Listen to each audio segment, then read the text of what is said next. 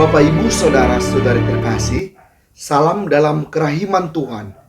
Yakinlah bahwa Yesus sangat mencintai saya, Anda dan kita semua.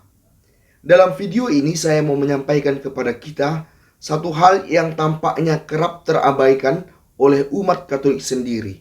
Ini terkait dengan lilin Paskah, yang bagi sebagian umat Katolik dikenal sebagai lilin raksasa, karena memang ukurannya yang cukup besar. Saya harap kita mengenal apa yang dimaksud dengan lilin Paskah, yaitu lilin yang cukup besar dengan berbagai simbol dan ditempatkan di panti imam selama masa Paskah. Persisnya mulai malam Paskah hingga hari raya Pentakosta.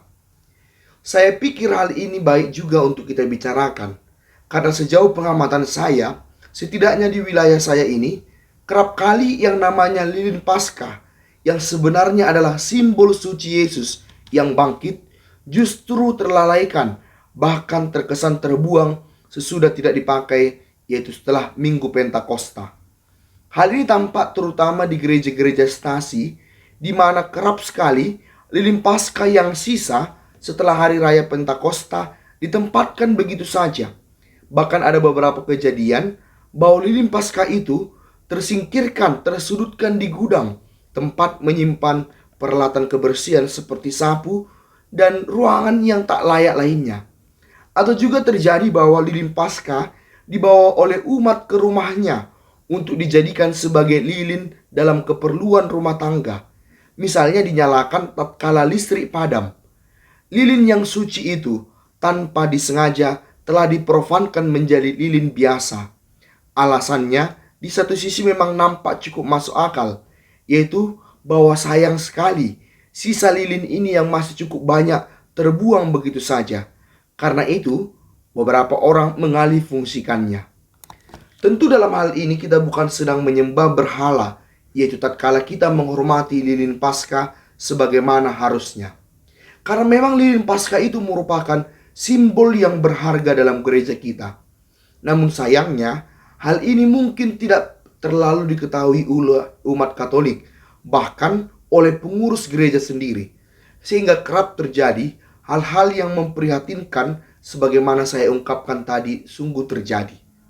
Maka perlulah kita sadari apa makna dari lilin Paskah sesungguhnya. Lilin Paskah adalah lilin khusus dalam gereja kita, sama seperti lilin altar yang dikhususkan untuk peribadatan, sehingga lilin altar tak boleh lagi dipakai begitu saja untuk keperluan rumah tangga atau keperluan lainnya, seperti sebagai penerang tatkala listrik rumah padam. Apalagilah dengan lilin Paskah. Di antara semua lilin-lilin yang kita gunakan dalam peribadatan, lilin Paskah menjadi yang paling utama dan yang paling penting. Karena lilin Paskah adalah simbol dari Yesus sendiri yang sudah bangkit, yang menjadi cahaya mengalahkan kegelapan maut. Karena itulah kita sangat menghormati simbol lilin Paskah, khususnya dalam liturgi malam Paskah. Dalam liturgi malam Paskah kita melihat lilin Paskah diberkati dalam ritus cahaya, dan dengan lilin Paskah sebagai simbol cahaya Yesus yang bangkit, kita dipimpin memasuki ruangan gereja yang pada awal perayaan malam Paskah masih dibiarkan dalam kondisi kegelapan. Sebagai simbol dari Yesus yang bangkit, lilin Paskah dikenakan ornamen-ornamen penuh makna. Ornamen pertama ialah salib. Salib menjadi simbol dari pengorbanan Yesus di salib. Di sekitar salib kemudian tertulis angka-angka, yaitu tahun bersangkutan perayaan Paskah. Maknanya ialah Allah sebagai penguasa waktu. Jadi misalnya lilin Paskah tahun ini, pada tahun 2022 ini, di sekitar salib akan tertulis 2022, angka tahun saat itu. Allah adalah penguasa waktu, dan Allah senantiasa hadir di setiap waktu, sehingga setiap waktu adalah masa yang penuh berkat. Lalu ada juga simbol kuno, yaitu Alfa dan Omega, yang ditempatkan pada ujung atas dan bawah salib. Alfa adalah huruf awal Yunani, dan Omega adalah huruf akhir dalam bahasa Yunani. Dengan ini mau dikatakan ialah bahwa Yesus adalah awal dan akhir. Ia sudah ada sejak awal dan akan ada terus hingga selama-lamanya.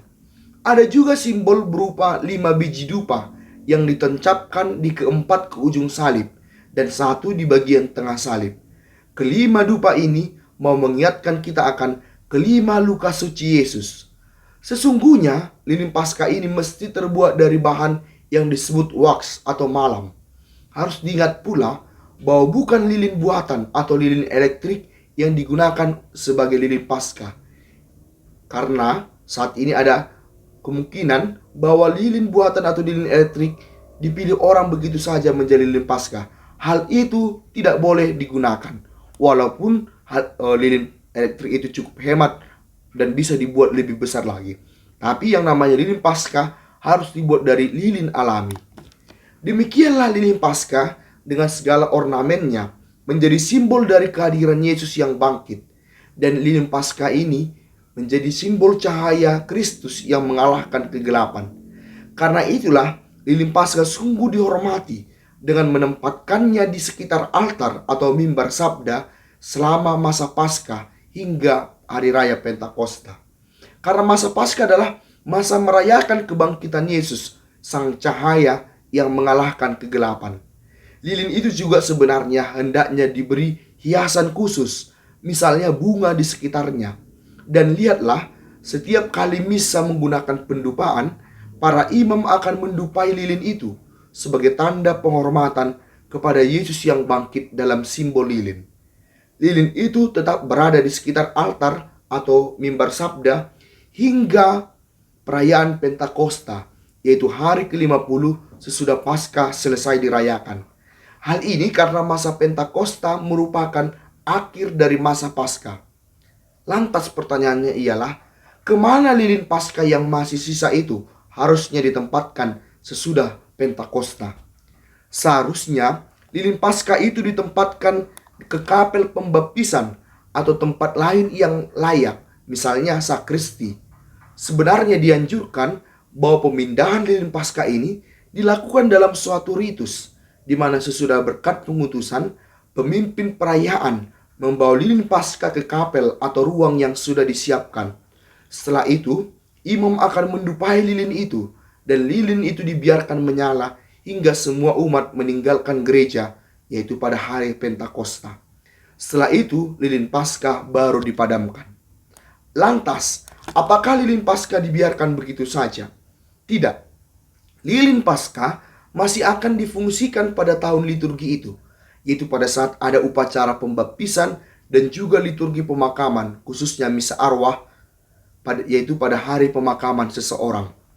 Lilin Paskah dinyalakan pada pembaptisan untuk menyatakan bahwa seseorang yang dibaptis ditebus oleh kebangkitan Kristus. Pada setiap ritus pembaptisan, lilin-lilin kecil akan menerima api dari lilin Paskah. Dan lilin kecil ini dibagikan kepada setiap orang yang baru dibaptis sebagai lambang bahwa orang yang baru dibaptis itu kini diterangi oleh cahaya Kristus yang bangkit.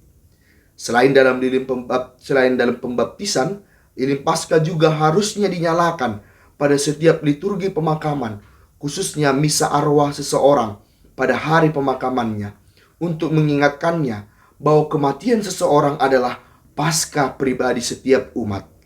Lilin Paskah ini ditempatkan dekat dengan kepala peti jenazah. Dengan simbol ini mau dinyatakan bahwa seseorang yang meninggal itu akan dibangkitkan oleh cahaya Kristus. Atas hal ini ada beberapa kebijakan.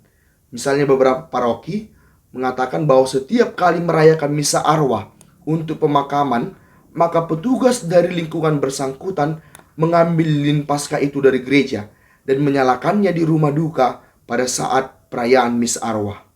Memang seharusnya setiap orang yang meninggal dibawa ke gereja untuk dirayakan misa arwah baginya. Namun karena berbagai alasan, misa arwah pada umumnya dilaksanakan di rumah duka. Karena itulah lilin Paskah pun akhirnya dibawa juga ke rumah duka. Lilin Paskah ini dipakai dalam perayaan baptis dan misa arwah hingga nantinya perayaan Paskah tahun yang selanjutnya, di mana muncul lilin Paskah yang baru. Kalau lilin Paskah itu belum habis, padahal sudah ada lilin Paskah yang baru, maka hendaknya lilin Paskah itu yang sudah diberkati itu harus dihancurkan dengan layak, bukan dialih fungsikan, misalnya untuk menjadi cahaya saat lampu padam. Lilin ini sudah diberkati secara khusus, sehingga pemakaiannya pun dikhususkan untuk perayaan-perayaan ibadat saja. Cara pemusnahannya ialah dengan melebur kembali lilin itu yang dibuatkan menjadi lilin altar atau lilin Paskah yang baru. Misalnya di daerah kami ini, ada paroki yang setia mengantar lilin-lilin Paskah yang sisa ke biara para suster Claris Keben. Karena di biara inilah lilin-lilin Paskah yang lama itu dilelehkan untuk kemudian dijadikan kembali menjadi lilin ibadat yang baru. Jadi dengan demikian, hal-hal yang kurang berkenan akan simbol Yesus yang bangkit ini dapat dihindari. Semoga dengan demikian kita tidak lagi sembarang menggunakan atau meletakkan sisa lilin Paskah begitu saja. Karena lilin Paskah adalah simbol Kristus, maka sudah sepatutnya lilin Paskah dihormati dan ditempatkan dengan layak bahkan sesudah perayaan Pentakosta. Demikianlah katekise kita kali ini. Semoga bermanfaat. Yesus, Engkau andalanku, Pace Ebene.